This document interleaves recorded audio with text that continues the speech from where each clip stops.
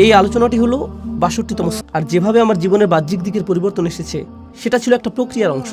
আর পরিবর্তনের সেই প্রক্রিয়াটি আসলে খুব চমৎকারভাবে বর্ণিত হয়েছে সূরা জুমার এই শুরুর আয়াতগুলোতে।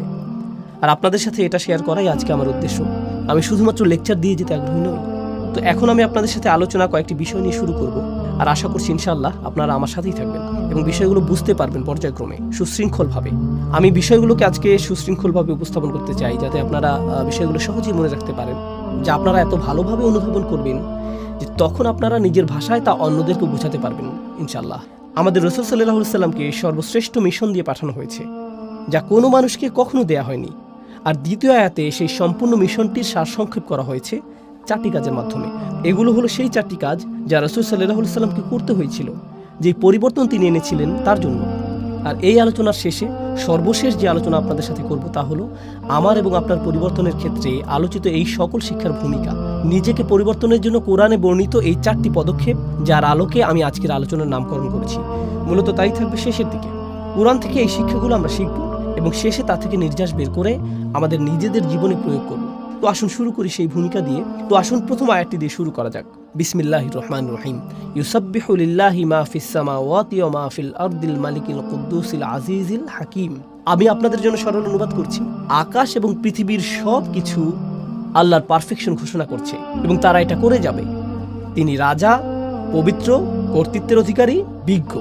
এটা সরল অনুবাদ, যার মধ্যে আমি মনোযোগ দিব আল্লাহর এই 4টি নামের উপর। তারপর আমরা এগুলো নিয়ে কিছুটা বিস্তারিত আলোচনা করব। আরও একবার সরল অনুবাদ করি। আকাশের সবকিছু এবং পৃথিবীর সবকিছু ঘোষণা করে এবং ঘোষণা করতে থাকবে আল্লাহর পারফেকশন, যিনি রাজা, পবিত্র, কর্তৃত্বের অধিকারী, বিজ্ঞ।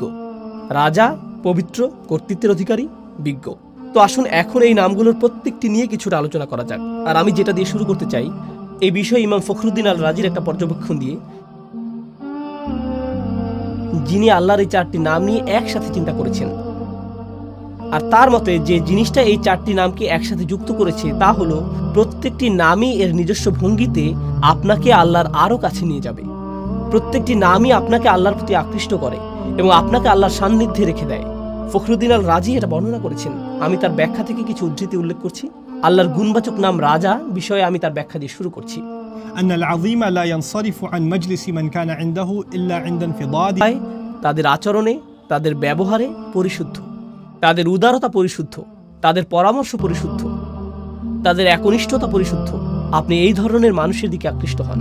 সত্যবাদী মানুষ, সৎ মানুষ, স্বচ্ছ চরিত্রের মানুষ, অর্থের মধ্যে সম্মান এবং মর্যাদা অন্তর্ভুক্ত। আর আপনি যদি এই 2টি অর্থকে মিলিত করেন, তখন আল আজিজ যে ধারণাটি প্রদান করে তা হলো এমন কর্তৃত্ব যিনি সম্মানেরও যোগ্য। এটা গুরুত্ব। কেন এই নামটি আকর্ষণকারী? তার মতে এই সবগুলো নামই কোনো না কোনোভাবে আকর্ষণ সৃষ্টিকারী, তাই না? এগুলো আপনাকে আল্লাহর নিকটবর্তী করে। তিনি বলেন এই গুণটিও রাজার মতো। একজন সম্মানিত এবং কর্তৃত্বের অধিকারী ব্যক্তি আপনাকে আমন্ত্রণের, তাদের উভয়কেই সম্মান করতে হয়, তাদের আদেশ পালন করতে হয়, আপনাকে স্বীকার করতে হবে তাদের অবস্থান উপরে এখানে আর আপনি নিচে এখানে। একজন রাজার অবস্থানও অন্য সবার ঊর্ধ্বে। তিনি রাজা আর আপনি একজন প্রজা। আপনার অবস্থান নিচে এখানে। আল্লাহর এই নামগুলো আমার উপর তার কি প্রভাব ফেলে? আমার উপর তাদের প্রভাব হলো তারা আমাকে আল্লাহর প্রতি অনুগত বানায়, বাধ্যগত বানায়, আল্লাহর সামনে বিনয়ী বানায়। তারা আমাকে আল্লাহর ভয়ে ভীত বানায়। তারা আমাকে আতঙ্কিত করে। তারা আমাকে আল্লাহর শক্তিমত্তা এবং মহত্বের স্মরণে অভিভূত বানায় এবং আমার ক্ষুদ্রতা প্রকাশ করে। এটাই এই নামগুলো প্রকাশ করে। কোন 2টি নাম? আল মালিক এবং আল আজিজ। এগুলো আল্লাহর মহত্ব প্রকাশ করে এবং এর ফলে আমি হয়ে যাই ক্ষুদ্র এবং তুচ্ছ। আমি হয়ে যাই দাস। আল্লাহর স্মরণ অবশ্যই হৃদয়ের সাথে সম্পর্কিত এবং আল্লাহর সাথে নৈকট্য প্রকাশকারী বিষয়। এরপরেই তিনি আবারও তাকে ভয় দেখাচ্ছেন এবং বলছেন, ইন্না সাআতা আতিয়াতুন আকাদু উখফিহা লিতুজজা কুল্লু নাফসিন বিমা তাসআ ফালা ইয়াসুদ্দান্নাকা আনহা মান লা ইউমিন বিহা ওয়াত্তাবা হাওয়াহু ফাতারদা। কিয়ামত নিকটবর্তী। আমি এটাকে প্রায় সম্পূর্ণ গোপন রেখেছি যাতে প্রত্যেক ব্যক্তি তার প্রচেষ্টা অনুযায়ী প্রতিদান পেতে পারে। যারা কিয়ামতে বিশ্বাস করে না এবং নিজের প্রবৃত্তির অনুসরণ করে, তাদেরকে সেই সুযোগ দিও না যাতে তোমাকে বিভ্রান্ত করতে পারে। তাহলে তুমি পাহাড় থেকে নিচে পড়ে যাবে। আক্ষরিকভাবে তিনি বলেছেন ফাতারদা, কারণ মুসা আলাইহিস সালাম পাহাড়ের উপরেই দাঁড়িয়েছিলেন। তো তিনি বললেন তারা রূপক অর্থে পাহাড় থেকে পড়বে। ব্যতিক্রম কিছু সম্পর্ক শুধু কর্তৃত্বকে ঘিরে হয়, তখন আপনি আল্লাহর ভয়ে এতটাই ভীত হবেন এবং এতটাই আতঙ্কিত থাকবেন যে আপনি সকল আশা হারিয়ে ফেলবেন।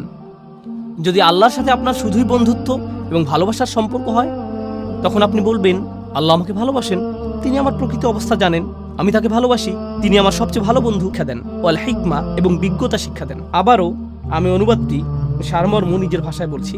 তিনি সেই সত্তা যিনি নিরক্ষরদের মাঝে তাদের মধ্য থেকে একজন রসূল নিযুক্ত করেছেন, যিনি করেন 4টি কাজ।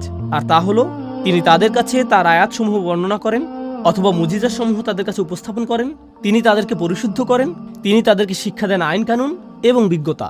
ওয়া ইন কানু মিন ক্বাবলু লাফি দালালিম মুবিন, অর্থাৎ যদিও অনেক আগে থেকেই তারা স্পষ্ট এখানে 4টি কাজের কথা এসেছে। রাসূল সাল্লাল্লাহু আলাইহি ওয়াসাল্লাম তাদের কাছে আয়াতসমূহ বর্ণনা করেন, পরিশুদ্ধ করেন,